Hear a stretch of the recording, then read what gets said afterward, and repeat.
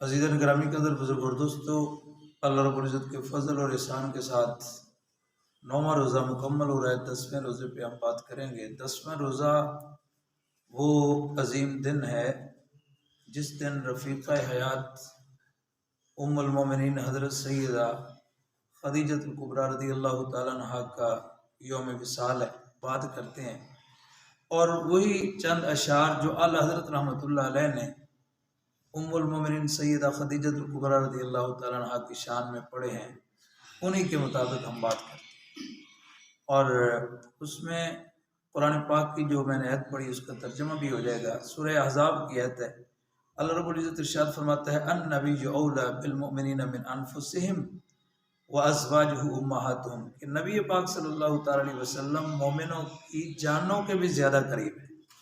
وازواجہ امہاتہم، اور ان کی بیویاں مومنوں کی مائیں ہیں۔ تو یہ جو اعزاز ملا، ہر چیز کو عزت اور مقام حضور کی نسبت کی وجہ سے ملا، تو حضور کی بیویوں اور ازواج کو بھی مقام کن کی وجہ سے ملا؟ حضور کی نسبت اور صحبت کی وجہ سے۔ اب اسی آیت کا ترجمہ اعلیٰ حضرت رحمۃ اللہ علیہ فرماتے ہیں۔ آپ کیا فرماتے ہیں؟ اہل اسلام کی مادران شفیق بانوان طہارت پہ لاکھوں سلام۔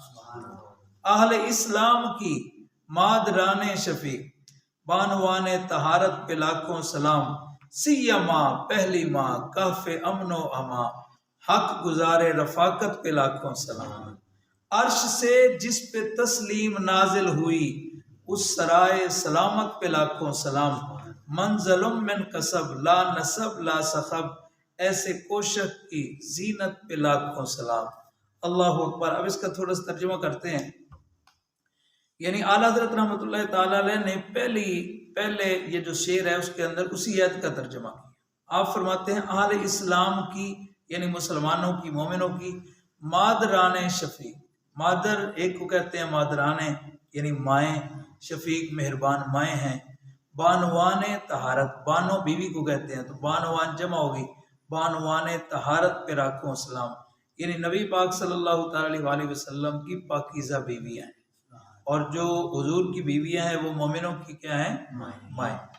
اللہ آگے فرمایا سی ماں پہلی ماں کہف امن و اما، فرمایا کہ سی ماں کا معنی ہوتا ہے خاص طور پہ، پہلی ماں خاص طور پر۔ ویسے تو ساری حضور کی بیویاں مومنوں کی مائیں ہیں، لیکن یہاں پہلے ذکر کیا جا رہا ہے حضور کی پہلی بیوی کا جو مومنوں کی پہلی ماں ہے۔ فرمایا سی ماں خاص طور پہ، سی ماں پہلی ماں خاص طور پہ پہلی ماں مومنوں کی، کہف امن و اما۔ یہ مثال دے کر اعلیٰ حضرت رحمۃ اللہ علیہ فرماتے ہیں کہ جس طرح اصحاب کہف جو تھے نا، وہ جب کہف میں گئے تو انہیں امن مل گیا، سکون مل گیا۔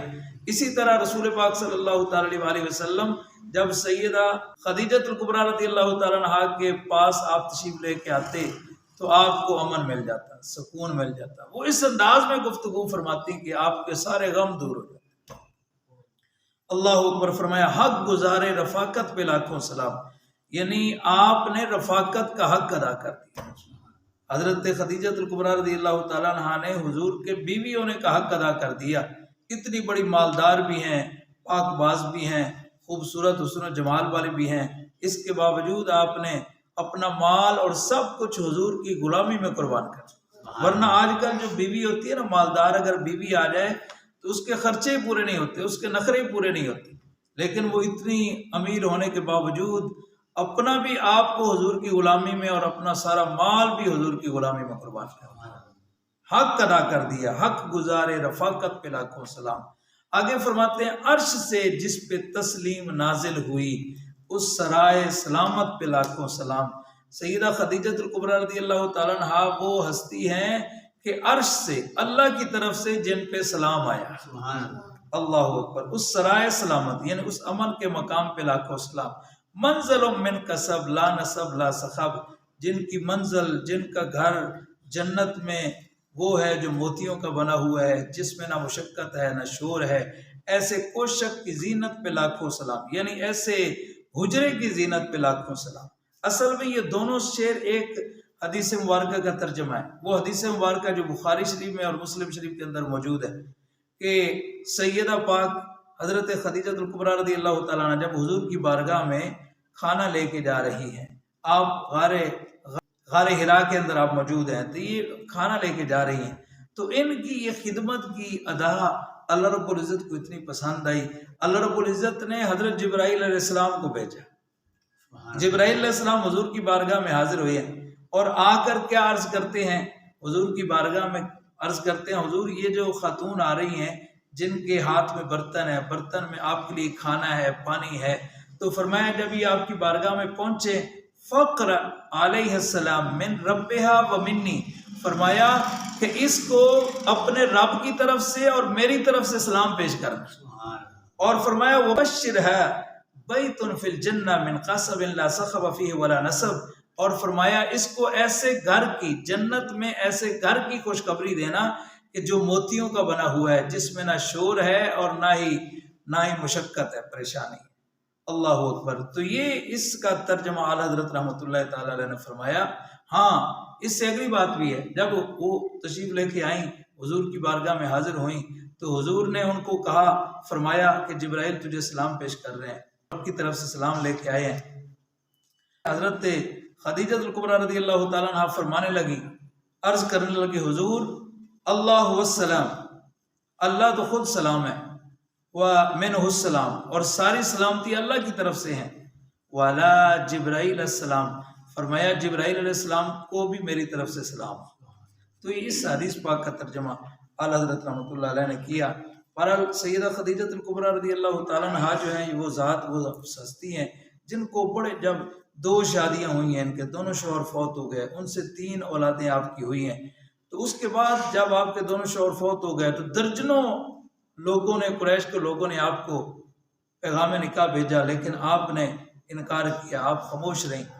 تو یہاں لوگ بڑی بڑی باتیں کرتے ہیں، لیکن ایک بات جو محقق کبیر علامہ عبدالحق محدث دہلوی رحمۃ اللہ تعالیٰ عنہ نے ذکر فرمائی، وہ یہ ہے کہ اصل میں وہ انتظار میں تھی۔ وہ کیوں انکار کر رہی تھی سب کا؟ اس لیے کہ وہ حضور کے انتظار میں تھی۔ تو حضور کے انتظار میں کیسے تھی؟ وہاں مکہ مکرمہ میں خانہ کعبہ کے پاس سال کے بعد ایک میلہ لگتا تھا، ایک دفعہ میلہ لگا ہوا ہے، وہاں خواتین موجود ہیں، سیدہ خدیجہ الکبریٰ بھی موجود ہے۔ ایک آدمی جو تورات کو جاننے والا آ گیا، تورات کا عالم آ گیا، اس نے آ کر کہا کہ اے عورتوں، اے بیبیوں، میرا آنے کا مقصد تو نہیں ہے، لیکن میں آپ کو ایک پیغام دینے آیا ہوں۔ وہ کہنے لگی کیا؟ وہ کہنے لگی پیغام یہ ہے کہ مجھے کتاب کے مطالعہ سے پتہ چلتا ہے کہ وہ نبی آخر الزمان جس نے آنا تھا، اس کے آنے کا وقت بالکل قریب ہے، اب وہ آنے والے ہیں، وہ اعلان فرمانے والے ہیں۔ اللہ اکبر۔ ساتھ اس نے یہ کہا کہ وہ عورت بڑی خوش نصیب ہوگی جو اس کے دامن عفت میں چلی جائے گی، جو ان کے ساتھ رہے گی، جو ان کی سنگت میں رہے گی، جو ان کی زوجیت میں رہے گی۔ اللہ اکبر۔ تو حضرت خدیجہ الکبریٰ رضی اللہ عنہ فرماتی ہیں کہ میں نے جب کا وہ سنا ہے تو میرے دل میں یہ خواہش پیدا ہو گئی، میں اللہ تعالیٰ کی بارگاہ میں دعائیں کرتی تھی، یا رب العالمین وہ مقدر میرا بنا دے، میں اس نبی کی بیوی ہونے کا اعزاز مجھے مل جائے، بس اسی کی وجہ سے باقی سارے ماحول بنے۔ بہرحال آج جو 10ویں روزہ کے حوالہ سے جو عبادات ہیں، فجر، اس میں 3 نام اللہ رب العزت کے ہیں، ایک ہے یا شکور، ایک ہے یا علی، ایک ہے یا کبیر۔ فجر کی نماز کے بعد 526 دفعہ پڑھنا ہے یا شکور ہو، اس کا معنی ہے قدر دانی کرنے والے۔ اور سورہ حشر کی آخری 3 آیتوں کی فضیلت، سورہ حشر کی آخری 3 آیتیں بھی فجر کی نماز کے بعد پڑھنی ہے، اس کی بڑی فضیلت ہے۔ اور ظہر کی نماز کے بعد پڑھنا ہے یا علی 110 مرتبہ، اس کے بہت زیادہ فائدے ہیں۔ اور عصر کی نماز کے بعد پڑھنا ہے یا کبیر 232 مرتبہ پڑھنا، اس سے دشمن سے حفاظت ہوتی ہے، ہر بلا اور آفت دور ہوتی ہے۔ اگر کوئی زہریلا جانور کاٹ جائے تو یا کبیرو کہنے سے اگر کوئی زہریلا جانور کاٹ جائے تو زہر کا اثر جو ہے وہ نہیں ہوتا، زہر کا اثر ختم ہو جاتا ہے۔ اور عصر کی نماز کے بعد ہی اگر کسی کے اولاد کا رشتہ نہ ہوتا ہو تو اس کے لیے عصر کی نماز کے بعد یہ سورہ نمل کی ایک آیت ہے، امن یجیب المضطر اذا دعاہ ویکشف السوء، یہ اٹھتے بیٹھتے اگر اس آیت کا بندہ ورد کرتا رہے تو انشاءاللہ اولاد کا رشتہ جو ہے اللہ رب العزت انتظام فرما دے گا۔ اور عشاء کی نماز کے بعد آیت الکرسی پڑھنی ہے، جس کی فضیلت بہت زیادہ ہے۔ یہ ہے جناب 10ویں روزے کی عبادات۔ دعا کریں اللہ رب العزت ہمیں ادب و احترام کے ساتھ گزارنے کی ہمت اور توفیق نصیب فرمائے۔